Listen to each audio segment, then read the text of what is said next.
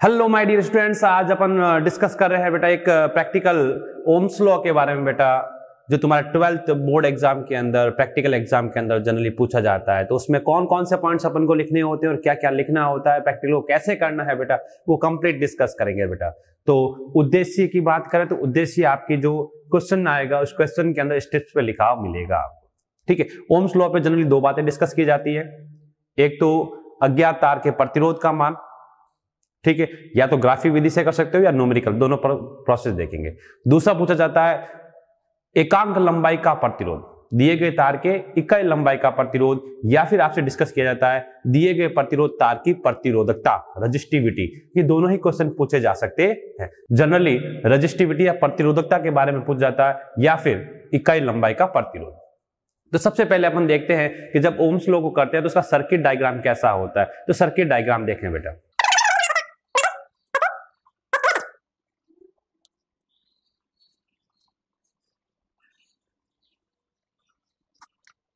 तो Ohm's law का जो सर्किट डायग्राम होता है उसमें जनरली एक बैटरी यूज की जाती है, एक की यूज की जाती है। बैटरी को आप बी या ई से रिप्रेजेंट कर सकते हो। की के हो जाएगा रियोस्टेट धारा नियंत्रक आर एच, एक एमीटर जो सीरीज में अटैच किया जाएगा और एक वोल्ट मीटर जो पैरेलल में अटैच किया जाएगा, और ये अननोन रेजिस्टेंस जिसकी वैल्यू अपन को आइडेंटिफाई करनी होती है बेटा। यहां पर एक जो सबसे इंपॉर्टेंट बात होती है, एक तो इनको नामांकित करना, दूसरा यहाँ पर साइन कन्वेंशन के अकॉर्डिंग करंट फ्लो करवाना बेटा। ये बैटरी का हाई वोल्टेज है, मतलब एनोड है तो प्लस, और ये कैथोड है तो minus. Current high voltage to low voltage की तरफ शिफ्ट होती है, तो करंट प्लस से माइनस की तरफ, ये भी आपको शो करना पड़ेगा। इसके साथ साथ में एमीटर और वोल्ट मीटर, इनके ऊपर भी प्लस माइनस, ध्यान रखना बेटा, प्लस प्लस ध्यान रखना बेटा। ये एमीटर और वोल्ट मीटर को भी current high voltage to low voltage shift होती है, इसलिए प्लस माइनस ऐसे ही करना है। क्लियर? अब सर्किट डायग्राम बनाने के साथ साथ में आपको नामांकित करना होता है, जहां ई क्या है, के, आर एच, ए, वी और एस, इन सभी को आपको नामांकित करना होता है कि ई बैटरी, के कुंजी, आर एच धारा नियंत्रक, A ammeter, V voltmeter, S अज्ञात प्रतिरोध। ये तो सर्किट डायग्राम के अंदर आपको सिंपल सा सर्किट ड्रॉ करना। सर्किट ड्रॉ करने के बाद में ये सारे पॉइंट्स लिखने, इनको नामांकित करना, ई क्या है, के क्या है, आर एच क्या है, एस क्या है, ये सभी आपको शो करने होंगे। तो पहला पॉइंट तो आपका ये बन। सेकंड जो पॉइंट आता है वो आता है फॉर्मूला, सूत्र। इस सूत्र के अंदर बेटा आपको कौन कौन से पॉइंट्स लिखने हैं वो ध्यान देना। सबसे पहला पॉइंट जो आपको यहां लिखना होगा, अकॉर्डिंग टू ओम्स लॉ बेटा, ओम के नियम से R equals to V upon I, first formula. Second दूसरा पॉइंट लिखना होगा, वी व आई के मध्य ग्राफ सरल रेखा बनता है, दूसरा पॉइंट। तीसरा जो पॉइंट यहां लिखना होता है, तीसरा पॉइंट। अब तीसरा पॉइंट डिपेंड करता है कि क्वेश्चन में क्या पूछा गया। आपसे पूछा गया इकाई लंबाई का प्रतिरोध ज्ञात करो, तो उसके लिए लिखोगे, अगर आपसे पूछा गया है प्रतिरोध तार के इकाई लंबाई का प्रतिरोध, तो आप लिखोगे lambda is equals to R by L. R, या अपन ने अज्ञात प्रतिरोध जो लिया है वो एस लिया है डायग्राम के अंदर,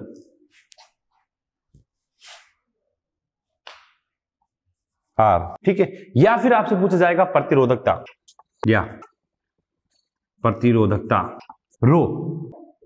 वैसे आर इज इक्वल्स टू होता है rho L upon A, R is equals to होता है रो एल अपॉन ए, तो रो इज इक्वल्स टू जो आएगा R A upon L, R A upon L, या ए जो होता है वो क्रॉस सेक्शन एरिया होता है तार का, तो इसके लिए लिखोगे R pi R square upon ये कंडीशन बेटा।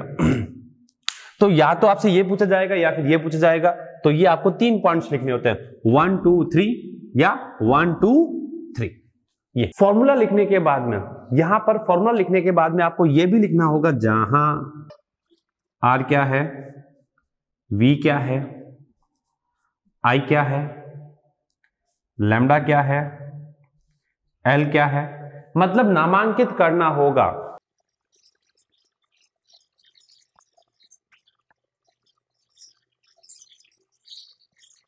तो यहां जब नामांकित करोगे तो ये सारी चीजें आपको लिखनी होगी, जो जो फॉर्मूले में आपने लिए हैं, जो जो यूज किए हैं, वो सारे के सारे आपको बताने होंगे। जैसे आपने यूज किया आर, तो ये आर क्या है? ये आर आपका अज्ञात प्रतिरोध तार का प्रतिरोध है। यहां पर इनके पीछे आपको यूनिट भी लगानी जरूरी है कि आप इसको किस में मेजरमेंट कर रहे हो, तो इन ओम, ओम के अंदर। V क्या होगा? वोल्ट मीटर का पाठ्यांक बेटा, वोल्ट मीटर का पाठ्यांक, या फिर ये कह सकते हो अज्ञात प्रतिरोध तार पर विभवांतर, अज्ञात प्रतिरोध तार पर विभवांतर, इसको अपन लिखेंगे इन वोल्ट। ये I क्या है? एमीटर का पाठ्यांक, या फिर आप बोल सकते हो अज्ञात तार में प्रवाहित धारा का मान, वो आप लोगे इन एम्पियर। थर्ड जो आएगा लैम्डा, लैम्डा जो है, जो आपको अज्ञात प्रतिरोध तार दे रखा है उसके इकाई लंबाई का प्रतिरोध, तो ये आपको मिलेगा इन ओम पर सेंटीमीटर, मीटर में भी ले सकते हो, ओम पर सेंटीमीटर में भी ले सकते हो। तार एल, एल क्या होगा? प्रतिरोध तार की लंबाई, ये लंबाई भी आप चाहो तो इन सेंटीमीटर या इन मीटर, जैसी आपकी इच्छा है वैसे आप यूज कर सकते हो। क्लियर? यहां पर आप चाहो तो रो, रो क्या होगा? अज्ञात तार के पदार्थ की प्रतिरोधकता। आर क्या होगा? स्मॉल आर, प्रतिरोध तार की त्रिज्या, इन सेंटीमीटर या इन मीटर। क्लियर? तो ये सारे के सारे आपको नोटिफिकेशन जो होते हैं वो यहां लिखने होते हैं, इनको पूर्णतः नामांकित करना होता है, जो जो सिंबल आपने ले रखे, और नामांकित करने के साथ साथ में इनके पीछे मात्रक लगाने भी नेसेसरी है। अगर मात्रक नहीं लगाते हो तो बेटा आपका बोर्ड से जो एग्जामिनर आता है वो इस बेसिस पे नंबर कट कर देता है। क्लियर? चले आगे। तो नेक्स्ट, तो जो नेक्स्ट तीसरा पॉइंट जो आता है बेटा वो आता है ऑब्जर्वेशन, प्रेक्षण और ऑब्जर्वेशन टेबल बेटा, प्रेक्षण और प्रेक्षण सारणी। तो ऑब्जर्वेशन जो ओम्स लॉ में जनरली ऑब्जर्वेशन लिए जाते हैं बेटा, उसके अंदर सिंपल सा अमीटर और वोल्ट मीटर का लिस्ट काउंट होता है और अज्ञात तार और प्रतिरोध तार की लंबाई बेटा। ठीक है, अब ये लिस्ट काउंट क्या होता है, अल्पतमांक क्या होता है? लिस्ट काउंट के लिए जो फॉर्मूला यूज किया जाता है बेटा वो लिया जाता है परास अपन कुल भागों की संख्या बेटा, x अपॉन n, परास अपॉन कुल भागों की संख्या, यहां पर भी वही फॉर्मूला x बाय n बेटा। या लिस्ट काउंट का मतलब होता है किसी उपकरण की सहायता से मापा जा सकने वाला न्यूनतम मान बेटा, मिनिमम जो वैल्यू अपन मेजरमेंट कर सकते हैं किसी इंस्ट्रूमेंट की सहायता से, वो उसका लिस्ट काउंट होता है, वो उसका अल्पतमांक होता है। और इस लिस्ट काउंट की वैल्यू जितनी कम होती है बेटा, उस इंस्ट्रूमेंट की सुग्राह्यता उतनी ही अधिक होती है, या फिर ये कह दो उसमें एरर उतनी ही कम होती, एरर उतनी ही कम होती है बेटा। तो सर लिस्ट काउंट कैसे निकालेंगे? तो लिस्ट काउंट निकालने का सिंपल सा तरीका है, मैंने लिखा है परास अपॉन कुल भागों की संख्या। तो बेटा ये तुम्हारे सामने जो है एक एमीटर, डीसी एमीटर है, और डीसी एमीटर में तुम लोग देखोगे इसकी जो रेंज है बेटा वो 3 एम्पियर की है, और इसमें टोटल नंबर ऑफ लाइंस देखोगे तो बेटा वो 60 मिलेगी आपको। ठीक है, तो आप 3/60 करोगे तो आपको मिल जाएगी क्या? इसका अल्पतमांक। या फिर आप इसको ऐसे भी कर सकते हो कि इसकी जो फर्स्ट रीडिंग है बेटा वो फर्स्ट रीडिंग है 0.5। ठीक है सर, इसी को देखोगे बेटा 0 से लेके 0.5 के बिटवीन जो है वो 10 लाइन है, तो आप डायरेक्ट कर सकते हो 0.5/10, इट मीन इसका लिस्ट काउंट होगा बेटा 0.05। इसी प्रकार आपके पास वोल्ट मीटर भी है बेटा, तो उस वोल्ट मीटर का भी लिस्ट काउंट आएगा 0.05। ये बेटा डीसी वोल्ट मीटर, इसमें भी देखा जाए तो इसमें भी रेंज 3 वोल्ट की है, और इसमें भी टोटल भाग 60 है बेटा, तो आप 3/60 कर लो या 0.5/10 कर लो, तो इसका लिस्ट काउंट आएगा 0.05। ओके, x बाई एन, तो रेंज जो है अपने पास 3/60, तो ये मिलेगा 0.05 वोल्ट मीटर है, तो वोल्ट पर डिवीजन। ये एमीटर की जो लिस्ट काउंट की बात करें तो उसमें भी बेटा आपके पास आएगा 3/60, और ये हो गया 0.05 एम्पियर पर डिवीजन। ये ठीक है, और वायर की लेंथ क्या होगी जब अपन एक्सपेरिमेंट करेंगे उस समय उसकी लेंथ भी मेजर करके लिख लेंगे बेटा। ठीक है, ये तो हुई इसकी ऑब्जर्वेशंस बेटा। अब बात करेंगे ऑब्जर्वेशन टेबल की बेटा, प्रेक्षण सारणी।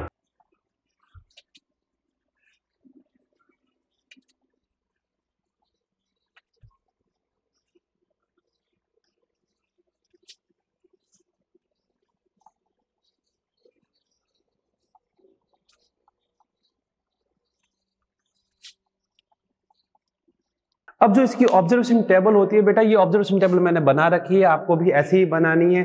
और अपने यहाँ जो है मिनिमम आपको 6 ऑब्जर्वेशन लेने होते हैं, 6 रीडिंग लेनी होती है, मतलब लेनी होती है। अगर 6 से कम लेते हो तो उसके अकॉर्डिंग उसके मार्क्स भी कट जाते हैं बेटा। अब यहाँ पर जो है सबसे पहले लिखेंगे अपन वोल्ट मीटर का पाठ्यांक, reading of voltmeter, second reading of ammeter, ठीक है। थर्ड कॉलम जो आएगा R = V/I, और लास्ट जो होगा वो R मीन का बेटा। यहां पर एक चीज आपको ध्यान में रखनी है, जब रीडिंग ऑफ वोल्ट मीटर या रीडिंग ऑफ एमीटर लिखते हैं तो आप उसको इस प्रकार से भी लिख सकते हो, n into list count. n जो होगा वो नंबर ऑफ डिवीजन है बेटा, कि आपका जो निडल है वो किस डिवीजन पे लाई कर रहा है, तो डिवीजन लिख दे और डायरेक्ट फिर डिवीजन को लिस्ट काउंट से मल्टीप्लाई कर ले बेटा, तो आपको रीडिंग मिल जाएगी, ठीक है। ऐसा कैसा एमीटर में करना है। यहां पर ये जरूर ध्यान रखना है कि आपको ये जो ऑब्जर्वेशंस लेनी है वो किस यूनिट में लेनी है, वो यूनिट भी साथ में लिखे बेटा, मात्रक साथ लिखे हर एक कॉलम में, हर एक कॉलम में, हर एक रीडिंग के साथ में बेटा, क्लियर। तो अब इनकी रीडिंग लेके देखते हैं, इसका सर्किट डायग्राम बनाते हैं और रीडिंग लेते हैं बेटा। तो इसका प्रैक्टिकल सेटअप करने के लिए बेटा अपन क्या करते हैं, एक ये बैटरी एलिमेटर लेते हैं, ठीक है, जिसकी रेंज जो है वो 12 वोल्ट तक है, ठीक है। ये अपने पास एक धारा नियंत्रक है, एक अपने पास एमीटर, वोल्ट मीटर, एक ये की, एक अननोन रेजिस्टेंस लेंगे, ये अननोन रेजिस्टेंस वायर ले लिया मैंने, अननोन रेजिस्टेंस वायर ले लिया। अब यहां पर इसको अटैच करने के लिए बेटा आपको ज्यादा दिमाग नहीं लगाना, जैसे अपने प्रैक्टिकल डायग्राम बनाया था, सर्किट डायग्राम, उसी फॉर्म में इसको अरेंज कर लें। जैसे आपके सामने ये बैटरी रख ली, बैटरी को आपको की से अटैच करना पड़ेगा, ये सीरीज के अंदर एक की रख लेंगे, ये धारा नियंत्रक, ठीक है, और सीरीज के अंदर एक एमीटर और ये वोल्ट मीटर, ये आपको ये सामने रख लेने और इसी को इसी सीक्वेंस के साथ में ऐड कर लेना है। ये आपका जो रेजिस्टेंस वायर है इसको वोल्ट मीटर के पैरेलल में अटैच करना है बेटा, ठीक है। तो अपन इनको कनेक्ट करते हैं।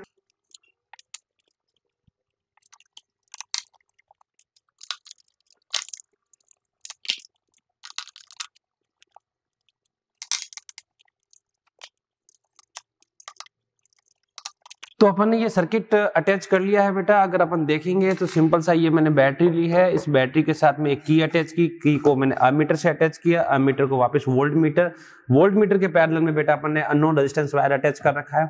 इसी को वापस धारा नियंत्रक के एक को ऊपर वाले टर्मिनल से और एक को नीचे वाले टर्मिनल से अटैच कर लिया। अगर मैं इसको यहां कनेक्ट करता हूं तो ये पूरा रेजिस्टेंस वायर जो होगा वो सर्किट में ऐड हो जाएगा, जो मुझे नहीं करना है, क्योंकि मुझे इसको एज ए रियोस्टेट यूज करना है, धारा नियंत्रक की तरह यूज करना है बेटा, वेरिएबल प्रतिरोध की तरह यूज करना है। इसलिए मुझे एक टर्मिनल मैंने यहां अटैच कर लिया और एक जो है ऊपर से टॉप वाला टर्मिनल मैंने इसके साथ में अटैच कर लिया।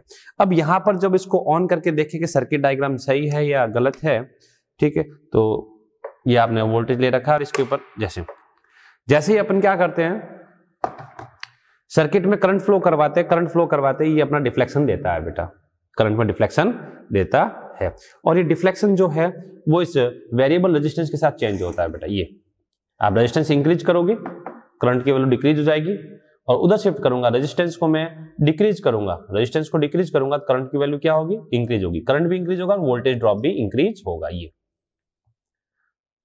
गौर से देख सकते हैं आप बेटा। वोल्ट मीटर में अगर ऑब्जर्वेशन देखेंगे बेटा तो अपने पास देखो अप्रोक्स 12 डिवीजन आ रहे हैं, 12 डिवीजन। और इसी समय अगर एमीटर में डिवीजन देखें अपन तो ये जो है वो अप्रोक्स 3 डिवीजन आ रहे हैं। कितने डिवीजन आ रहे हैं, 3 डिवीजन आ रहे हैं बेटा, ठीक है। तो ये अपने पास फर्स्ट ऑब्जर्वेशन हो गया बेटा।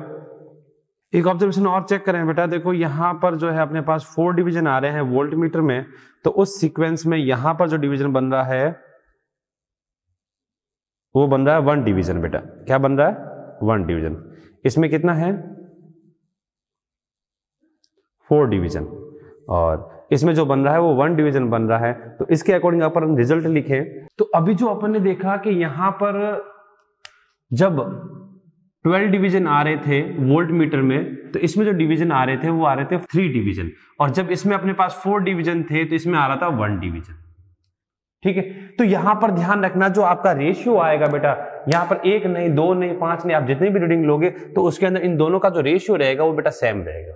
तो यहां देखोगे 12/3